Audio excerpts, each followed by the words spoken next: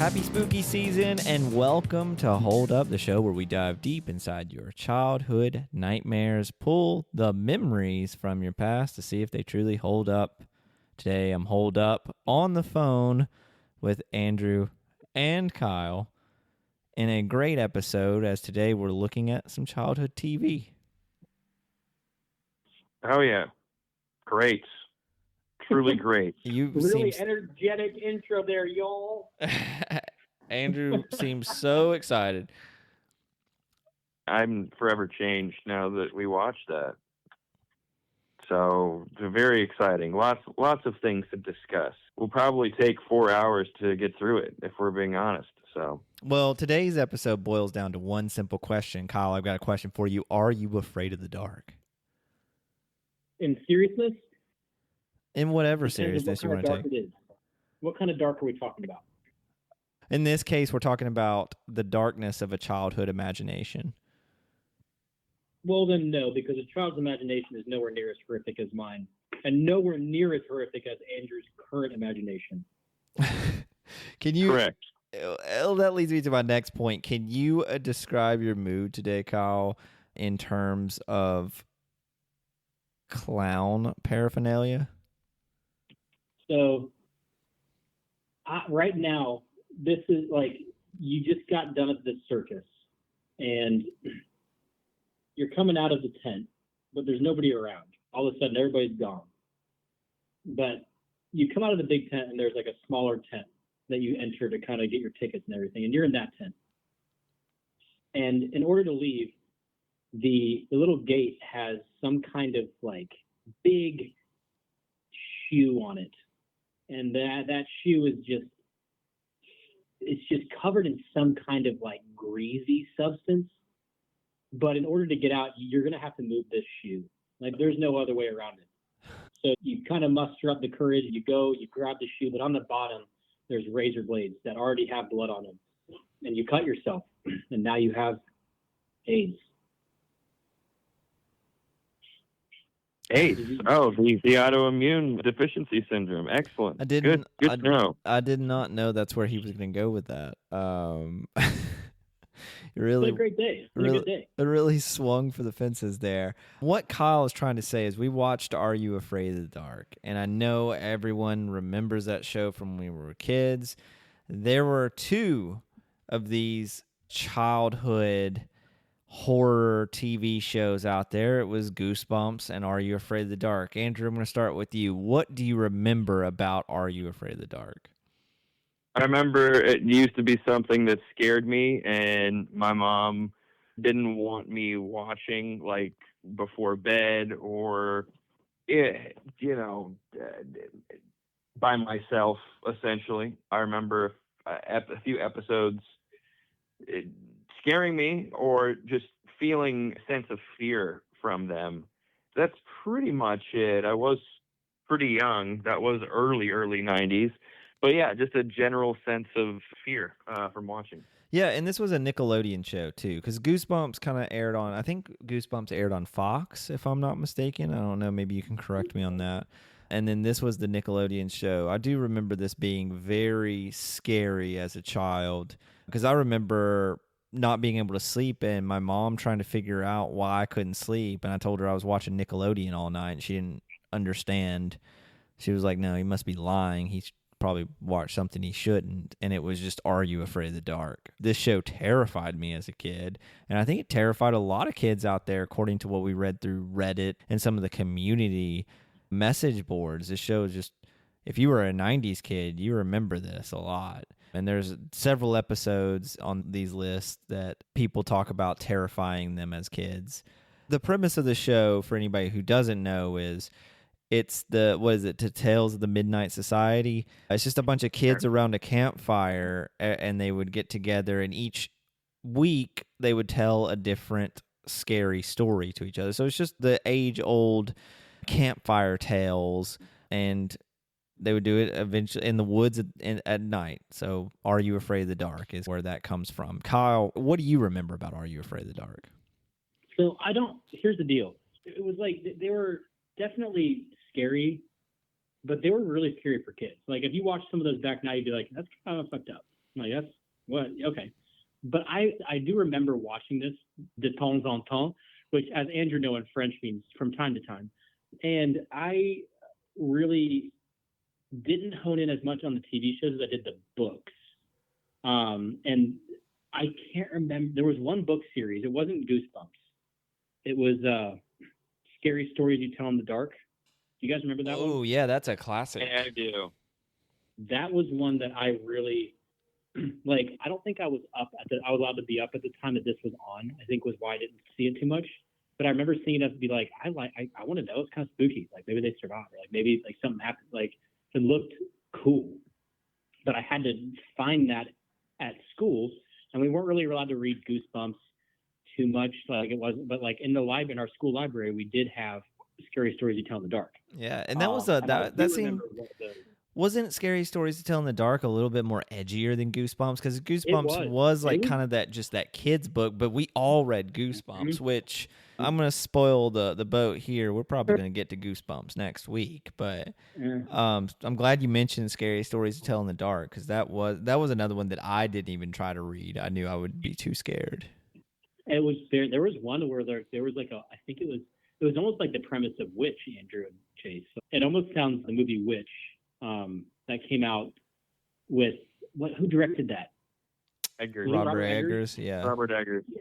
I mean, what a great film. But it kind of reminds me of that, where there was like this sister brings her newly born daughter, or no, not newly, her newly born sister, to like some kind of, I think it was like a witch was after them, but the witch actually gets the child and like it fucking kills the child. And it's like a whole. It was like I was like, oh my god, yeah, holy shit! It's not necessarily for kids. Yeah. So that's what I remember about that kind of genre. Since we're talking about that, I don't have too many memories of Are You Afraid of the Dark, because I was not up at the time to watch that stuff. I don't think, because I'm pretty sure it came on later at night around 7:30 or 8. And we were getting home from practice and eating dinner, and then going to bed. I don't remember catching a lot of episodes as a kid. One, I think I was scared of them. And two, I think to your point, I think it did come on in an unusual time. I remember they used to come on on Saturday night at like right when it got dark. Interesting. Because that's why we asked the question, are you afraid of the dark? Yeah. Do you guys remember the intro? I know we just watched it, but like the intro was iconic, it felt like. Yeah, I never forgotten that. That brought me back. Because it's in this is like almost like in black and white. It's this gray bluish hue of these like weird settings. Like you have like a clown, the boat rocking is what yeah. Like an attic door opening. Then of course the match at the end that fades away and leaves you in the dark. And it's like this like orchestral droning almost in this like music, so it just swells throughout. But it was very haunting. I think the intro scared me more as a child than the actual episode sometimes. But you knew that you were in for a tale. Well, Andrew, do you want to tell the folks at home which episode we decided to watch and why? Yeah, we watched The Tale of Laughing in the Dark. This was one that, if you did a little Google search for scariest or best Are You Afraid of the Dark episodes, it was one that came up a number of times and had, not to spoil anything, some fairly high ratings on certain sites, and it just seemed like a no-brainer to take a trip down memory lane. So that's what we did. Tale of Laughing in the Dark. Yeah, and it dealt with clowns, which clowns, I mean, it's pretty scary thing. And I don't know when this episode aired. Did you catch the air date on that? It's like 92, I think. Yeah, so it was around the time that they did the It miniseries. So they definitely had to do a clown episode.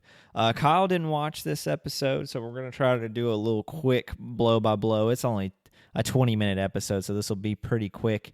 We're going to describe it to him and see if Kyle thinks it held up just off what we described to him.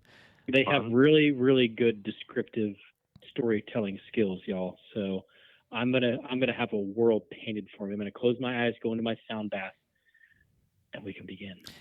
Right. And if this doesn't work, you'll never hear another episode like this again. So we'll see. Andrew, where does this episode take place other than the amazing intro? Obviously, I still think the intro holds up. I'll put that in its own category, but outside of that. And besides the woods where they gather and they share these stories, but this one opens at some like carnival. Some like, it's not really a theme. Well, it's more of a theme park. Because you can see roller coasters and stuff. It's not just like a state fair carnival. It's like a kind of like a Coney Kings Island. Yeah. Something like that. And it's these two boys, friends, and the one boy's little sister, and they're young and they're dweeby and they're annoying, especially the one main antagonist who has very strawberry blonde hair, but like he's very much a ginger. Kind of almost looks like the kid from Terminator 2. What's his name? He's kind of homely, honestly. It's an unfortunate looking soul. I mean, he is there. I don't know. There's a moment later in the episode where they have like a portrait of him, like in the family room, like table. I'm like, oh, that's an awful picture. They should find another one. Well, he has a forehead like a football field, like giant forehead, and he's got some decent sized teeth too. Yeah. But anyways, there's this haunted house clown maze type thing that they stumble upon, and they're kind of afraid to go in. And the one antagonist, the ginger kid, he's like, "Oh, y'all are chickens. I'm going to go in. You should come with me." And they're like, no way. He's like, okay, well, whatever. I'm going to go in. And I believe he goes to walk in and he's met by some like carnival barker type dude who's dressed in like, I wouldn't say pinstripe suit, but it's like chartreuse striped. He's dressed like a period piece carnival worker that's like, step right on up, ladies and gentlemen, step right on up. Like, it's kind of like that kind of guy. He's got his cane, his bowler hat, and he's weird. And, you know, the main antagonist, I don't remember what his name was. We should know their names. Josh. His name is Josh. Josh, yeah. See, it was going to be, I knew it was going to be something forgettable because I'd already forgotten it. And his friend's name is Ouija. Weegee. Luigi, I guess. I guess there's a play there. And then his sister's name is Kathy, but it's Josh. Josh is the main character, and he gets spooked out by this carnival guy. Who's talking about and then they leave. He's talking about the clowns inside, and do you want to meet Zebo? And he's mentioning Zebo, the clown, a lot. If you pick the right door, he'll appear. But if you don't, you'll be in fear, or something stupid like that. Yeah. He's like, or if you pick the right door, you're free to go. And if you pick the wrong door, he'll be waiting or something. I don't know. I can't remember. But it rhymes. Yeah, it was stupid. Whatever. Josh kind of chickens out, but I can't remember how he like favors it to the kids. He's like, "Oh no, I'm not doing that without you," whatever. Like, it's just too regardless, they decide to not do the ride or walk through the house, and they leave. And then, because the guy was mentioning Zebo a lot, the other kid does some research about. He pulls out some like Zebo. old newspapers. They kept talking about how that haunted house is actually haunted, and like you shouldn't go in there. That's what Kathy, the younger sister, keeps saying, and Josh is like, no way. So Ouija goes and gets some like old newspapers. And it turns out that, I guess, a clown, like, actually used to live there or, like, on the ground. So what happened was it used to be, like, a carnival, and the clown that worked at the carnival embezzled a bunch of fucking money and then burned alive inside the carnival through his own cigar. That's the story. And so Ouija and his sister Kathy are like, this just confirms it. That place is haunted. We can't go back. But Josh is like, you know what? Y'all are wussies. I'm gonna go and I'm gonna steal Zebo's clown nose. And if I steal it, Ouija, you have to wear it on your nose in school for the rest of the week. And what does he do, Chase? Well, he ends up going through the house. He actually picks the right door. so he can escape, and he's freaking out throughout the house, and he's alone, and he's talking to himself a lot, saying, "You're not scared. You don't want to be a baby like them." And that's the whole premise of this episode, is you don't want to be a baby like the others. Well, he's about to go out the door, and he's like, "Oh wait, no, I need that nose, or they'll think I'm a chump." So he opens the wrong door on purpose, and there's Zebo. And Zebo, to describe him, is your I would say your stereotypical scary clown that a child would see. It's got a big smile, like white eyes with no like darks of his eyes. So like his eyes are just white and demonic. And yeah, big old yellow teeth, not like jagged like monster teeth, but like big cartoony teeth. But like when we say Zebo, it's literally just like animatronic. Right. It's not even it's not an actual person. I would say it's just like a porcelain statue. It doesn't even really move. Yeah. It just slides towards him. But he reaches it's on a lever, and it like falls out of the door and like leans forward, and that's it. Yeah, and he's like, "Oh, don't let it scare you." And so he's like really freaked out, but he ends up stealing the nose, Andrew, and getting away. And he comes out, and he's got his prize. He's telling his friends like, "Oh, look, I stole the nose. Now you got to wear that at school." And then Ouija. And it cuts the next day with Ouija on his stoop wearing the fucking clown nose. He looks stupid.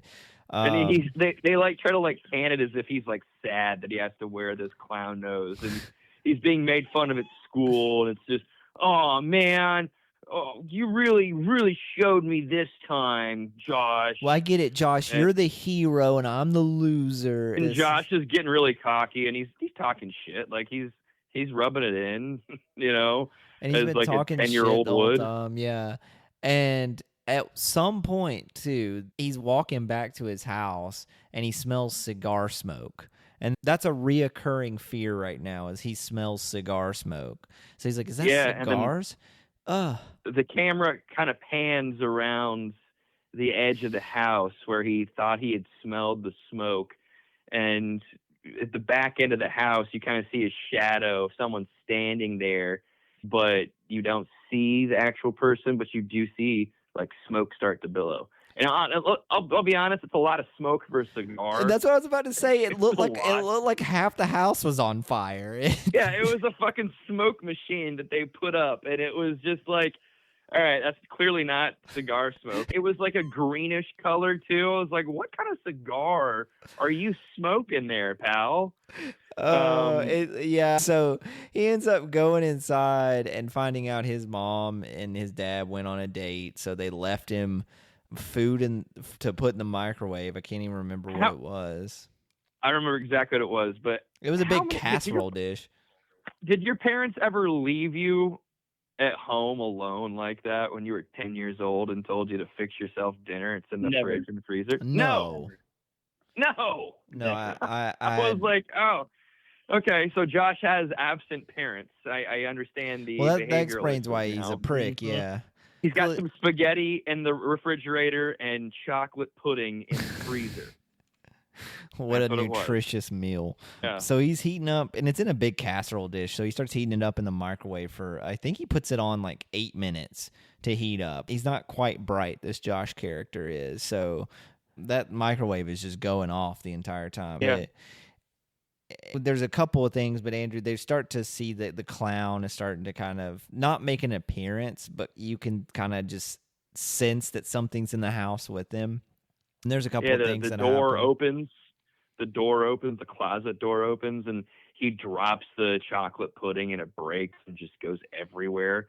And he didn't even come back to clean that up, which I thought was funny. His dad's going to come home in a drunken mess and beat his ass, too. And rightfully so. He should. Yeah, I'm with the dad on that. Yeah. Yes, he needs to get the fuck. He needs to understand what's going on. And at one point, the microwave starts smelling like cigar smoke, I think. Yeah, well, what it was, he thinks the spaghetti burnt, and he pulls it out. He's like, it wasn't in there for that long. And he opens the lid. It was in there for 6 minutes. Of course it burned. It wasn't in there for that long. And those are some shitty, low-powered microwaves back in '92. Let's be real. But it's not spaghetti that's in the dish. It's a bunch of cigars that are smoking. Like they're cigars that are burning.